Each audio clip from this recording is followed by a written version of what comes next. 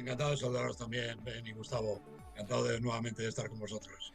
Bueno, la verdad, muchísimas gracias por tu generosidad, por tu amabilidad y por tu tiempo para nosotros y para nuestros televidentes, para nuestra audiencia. Es más que importante el poder conversar contigo. Nos gustaría que expliques, en este caso tú de propia voz y estando en territorio español, cómo funciona esta nueva política de registro de viajeros en España, Carlos.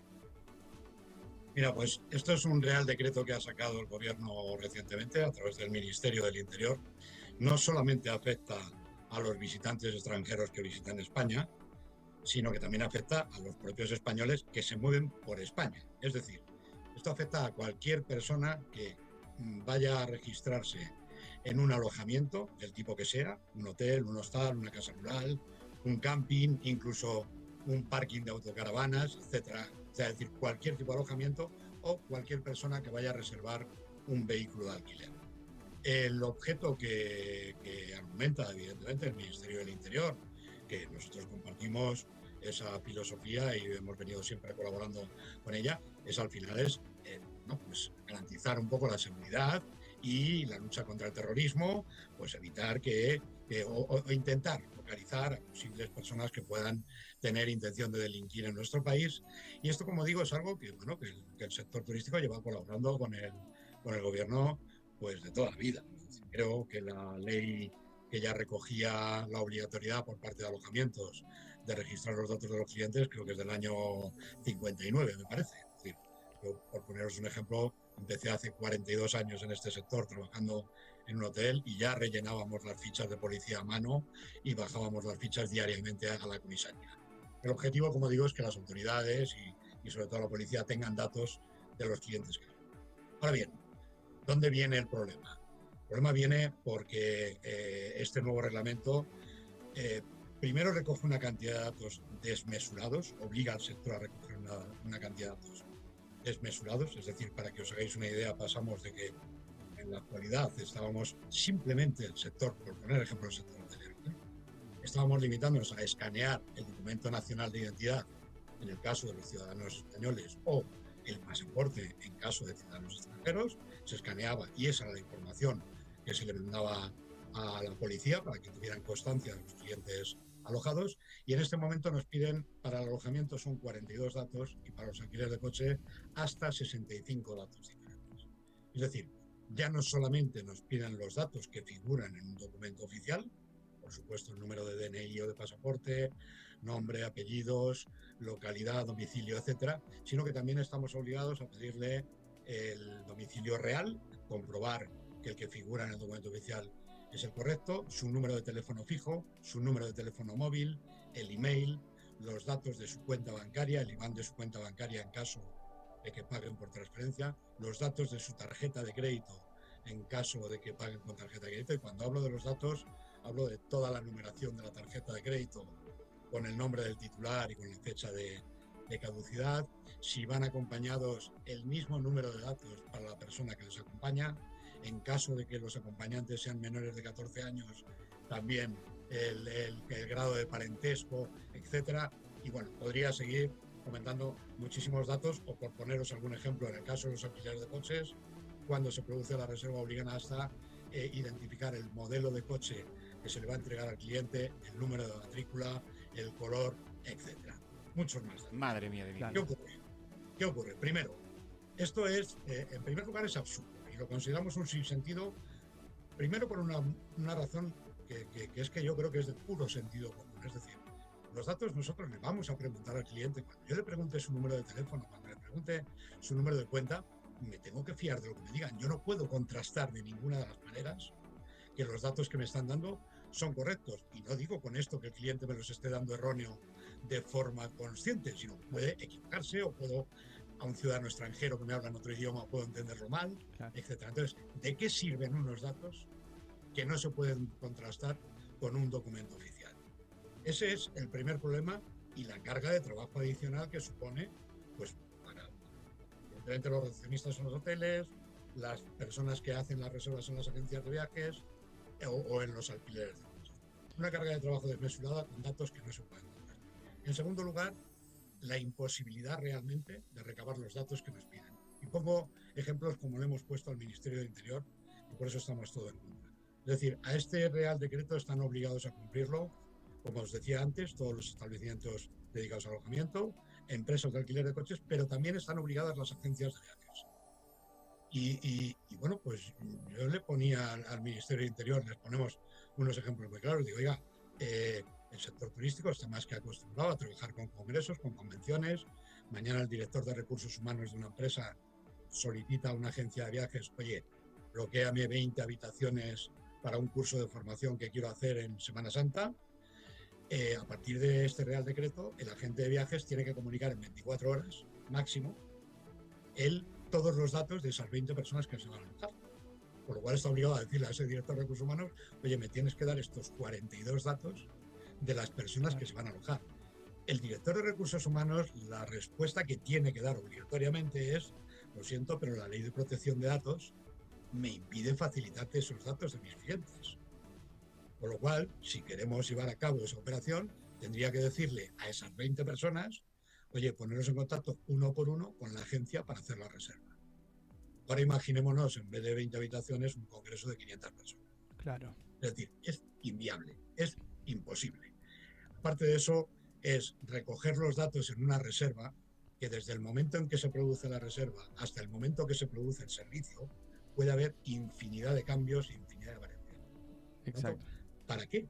¿Para qué nos están obligando a hacer de policías y a hacer ese trabajo enorme que conlleva el recopilar todos esos datos cuando, primero, puede haber cambios, segundo, no son contrastables, etc.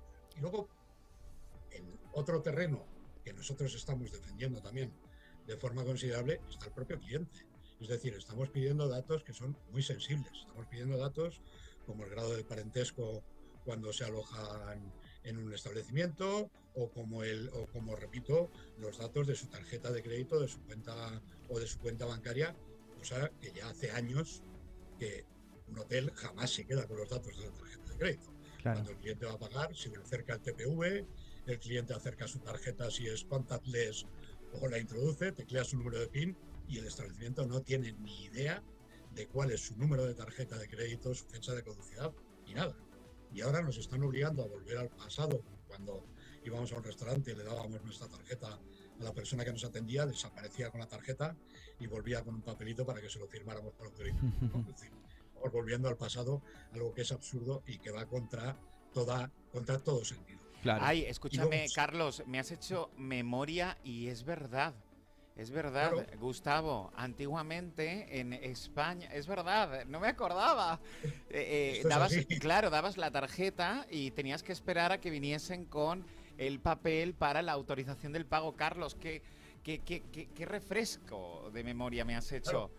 Claro. Cierto. Y esto que se eliminó precisamente por motivos de seguridad, sí. Porque dices, oye, yo como cliente, yo no tengo por qué facilitarle mi tarjeta que se la lleva y que no sé el uso que pueda hacer de ella a nadie. Es decir, para eso están los TPVs, yo lo acerco, tecleo mi PIN, no lo ve nadie y ya está. Ahora el Ministerio del Interior, repito, nos obliga a pedirle esos datos. Y no solo eso, lo que es más grave y es una de las cosas, es una de las principales quejas del sector, obliga a las empresas a conservar todos esos datos durante 3 años. Wow. ¿Qué ocurre? Estamos hablando de que el sector turístico en España está compuesto en su gran mayoría por pymes, por pequeñas y medianas empresas. Es decir, estamos hablando, evidentemente existen grandes hoteles, por supuesto, y grandes compañías de alquiler de coches, pero también hay muchos pequeños alojamientos rurales, hay pequeñas agencias de viajes que la llevan 2 personas, nada más. Entonces, por un lado, ya no solamente es la carga de trabajo que supone, que no podrán atender el trabajo que tienen con el tiempo que le tienen que dedicar a esto, sino que la obligación de conservar datos tan sensibles. Y repito que es que hablamos de datos que solo los recopilan hoy en día las entidades financieras, tarjeta de crédito, número de cuenta, claro. etc. La obligación de guardar esos datos durante 3 años, cuando esas empresas no tienen los sistemas de seguridad adecuados y cada vez más la ciberdelincuencia es lo que más está avanzando y lo que más, pues lo que más se busca, ¿no? El intentar acceder a los datos de los clientes, pues consideramos que ese objetivo que busca el gobierno de seguridad y lucha contra el terrorismo se convierte en un objetivo de inseguridad para los ciudadanos, que tienen que facilitar, repito, datos muy sensibles y que realmente las empresas que lo tienen que llevar a cabo no están preparadas y no están adecuadas, porque no tienen que estar, no es su negocio, Claro. no es un negocio financiero, su negocio es el segmento de los viajes, y no están preparadas para conservar esos datos y proteger esos datos durante 3 años. Claro. He Carlos. intentado haceros un resumen global. Sí. Podría poner muchos más ejemplos porque, por ejemplo, y por poneros, perdonadme que me extienda, pero Sí. el alquiler de coches, es que pues vamos a lo que es un sinsentido. Es decir, si yo mañana, hoy que estamos a 11 de diciembre, ya quiero planificar mis vacaciones de Semana Santa y digo, me voy a una agencia de viajes a que me reserven un hotel, me voy a la isla de Lanzarote, en las Islas Canarias, y quiero que me reserves un hotel y un coche, porque me voy a tirar 5 días en la isla recorriendo la isla. Claro. La agencia de viajes está obligada no solamente a todos esos datos que decía el hotel, sino a facilitar el modelo de coche que me van a dar, la matrícula y el color. Probablemente la compañía de alquiler de coches ni siquiera lo haya comprado todavía. Claro. Carlos, me gustaría preguntarte algo muy puntual, ¿no? Esto sin duda que generó muchas controversias en el sector, de distintas partes, mucha negatividad respecto a este Real Decreto. Ahora, se viene un evento muy importante en España en enero, que es Fitur para el turismo, y vos nos hablabas recientemente sobre los congresos. Se esperan más de 150.000 personas que participen de Fitur, muchos extranjeros. El caso nuestro, que vamos a estar viajando también, por supuesto, a cubrir este evento. Vamos a tener que pasar todos esos datos, esos 42 datos para poder ingresar al país. No para ingresar al país, para alojarte en un establecimiento. Es decir, en la frontera, en lo que es control de aduanas, la policía te pedirá lo que te ha pedido siempre, que al final es tu pasaporte, te harán las preguntas típicas que hacen, eso sí, en todos los países, el motivo de su visita, etcétera, para aquellos países que no tienen visa, ¿no? Es decir, perdón, para los que tienen visa, los que no entran directamente. Pero el problema será que cuando tú llegues al establecimiento hotelero para alojarte, te van a pedir esos 42 datos. Bien. Vas a tener que dar esos 42 datos.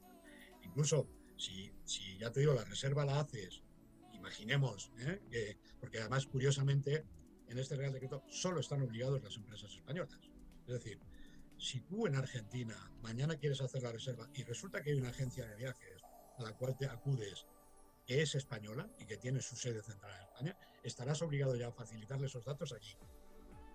Si lo haces en una agencia argentina, no. Harán tu reserva normal y te los pedirán cuando llegues aquí, esos 42 datos. Pero Carlos, para ¿Sí? ir acotando e ir entendiendo, ¿vale? ¿Hay alguien que esté exento, algún ciudadano que esté exento del registro viajero? ¿Y cuáles serían las consecuencias, Carlos, de no registrar este viaje? Pues el problema, es decir, no hay ningún ciudadano que esté exento de este registro. Todos tienen que llevarlo a cabo. Evidentemente, como repito, hay unos casos donde hay una imposibilidad real. O sea, ese caso que mencionaba de los congresos es una imposibilidad real, y ahí es donde se está intentando, y de hecho, bueno, hay una audiencia abierta en este momento por parte del Ministerio del Interior, que está en vigor hasta este próximo viernes, para que las empresas puedan hacer alegaciones e intentar hacer una orden ministerial que recoja todas estas cosas que entendemos que es de sentido común, que se eliminen y que se pueda variar. Pero de momento, hasta que eso no esté hecho, todos los ciudadanos tienen la obligación de hacerlo. ¿Y cuáles son las consecuencias de no hacerlo? Pues las empresas, no el ciudadano.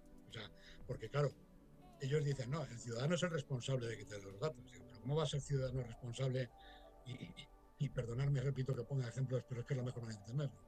Si me viene un ciudadano chino que prácticamente no habla más que chino y le digo que me diga cuál es su domicilio y me lo escribe en caracteres chinos, ¿cómo lo introduzco yo? O sea, es que es imposible. Por eso digo que es un poco absurdo, ¿no? Pero bueno, las consecuencias son que para las empresas, es decir, agencias de viajes, hoteles, que no cumplan con esta nueva normativa que regula el decreto, las sanciones, hay unas sanciones de carácter leve, que son entre 100 y 600 euros, y las de carácter grave entre 601 y 30.000 euros. Wow. Es que es absurdo. Es completamente ridículo. Repito, que no tiene absolutamente ningún sentido. 30.000 Carlos, sí, teniendo en cuenta que el turismo para España representa el 15% del PIB, esto, ustedes creo que hicieron una mención respecto a una pérdida de competitividad con este registro de viajeros. ¿Va a afectar de manera considerable al turismo, crees?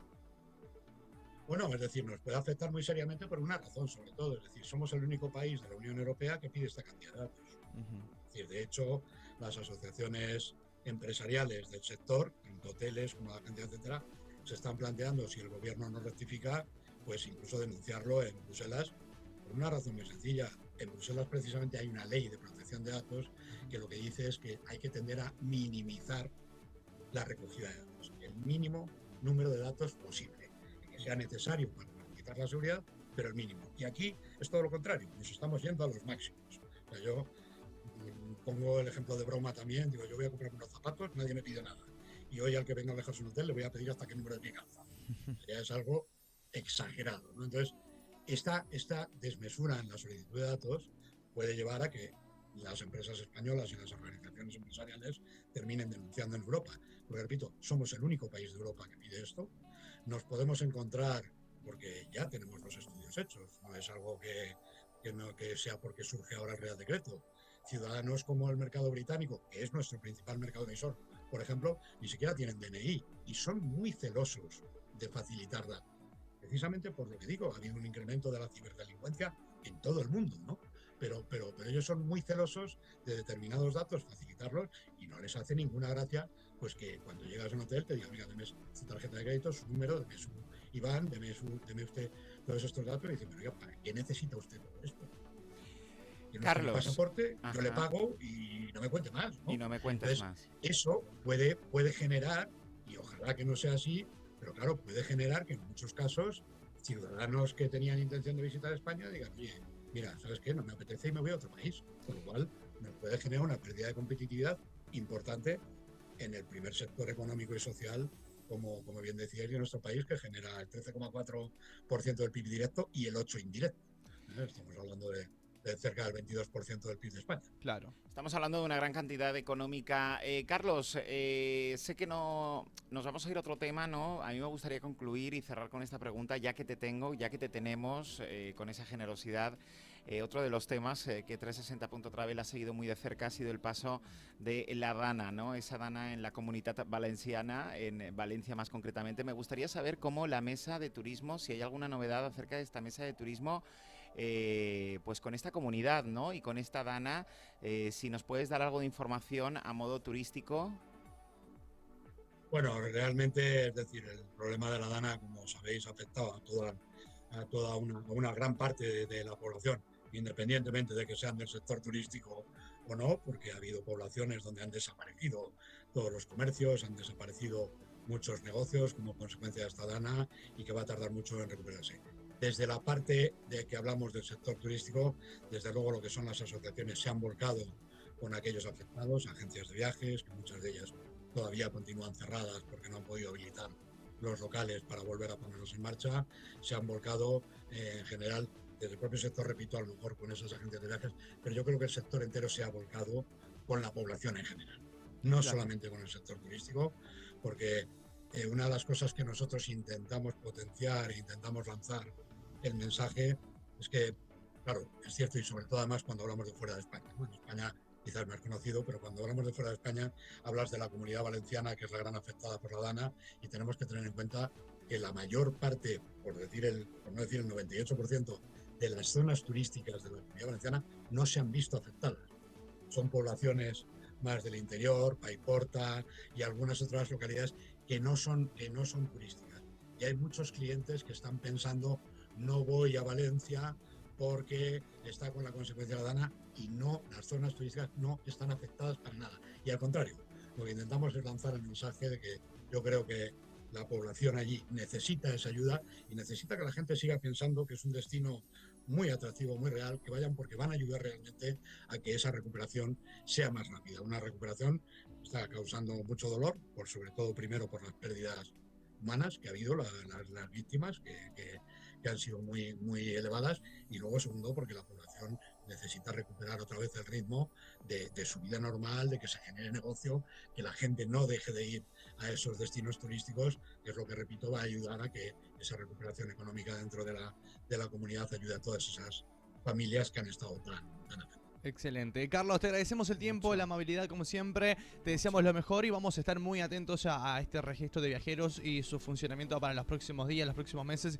y cómo afecta en España. Gracias. Y feliz Navidad, claro, y felices fiestas, feliz Navidad, que la pases en familia Que tengas un próximo 2025, un año maravilloso. Ya vamos terminando el año y gracias a esta mesa de turismo por estar acompañando, ¿no?, a la industria turística española. Muchas gracias. Pues muchas gracias a vosotros y os deseo también a todos una muy feliz Navidad y un muy feliz y turístico año 2025.